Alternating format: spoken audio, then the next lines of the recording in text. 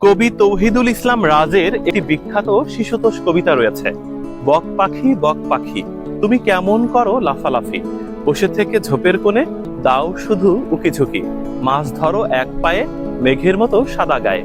দেখেছেন আমার পেছনে শত সহস্র বক পাখি কাদার মধ্যে রয়েছে, তবুও তাদের গায়ে একটুও কাদা লেগে নেই।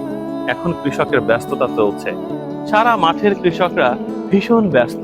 কেউ আল কাটছেন, কেউ বা জমি ঠিক করছেন, অথবা কেউ ধানের চারা তুলছেন। সেই ধানের চারাটাই এরকম কাদাযুক্ত জমিতে রোপণ করা হবে। আমার সামনে কলকল পানির শব্দ, অর্থাৎ ড্রেনে পানি চলে যাচ্ছে অনেক দূরে। এপাশে ট্রাক্টরের সামনেই দেখেন কত সুন্দর বক পাখি। বক মামা ছড়াটির কথা মনে আছে? আমাদের শামসুর রহমানের লেখা সেই বক মামা ছড়াটি সবারই পছন্দের। শুধু এখানেই শেষ না, আমাদের প্রকৃতির রাজপুত্র জীবনানন্দ দাশের বিখ্যাত কয়েকটি কবিতার মধ্যে বকের কিংবা শালিকের কথা উল্লেখ আছে। বকের সাথে সাথে এখানে ফিংরাজা পাখিও ঘুরছে। সারা মাঠে এখন নান্দনিক দৃশ্যের অবতরণ হয়েছে। সত্যি বাংলার মুখ আমি দেখিয়াছি তাই।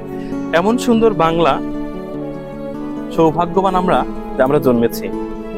বহুদিন পর এই স্বচ্ছ পানির মধ্যে পা ডোবাতে পারছি। দেখেছেন কি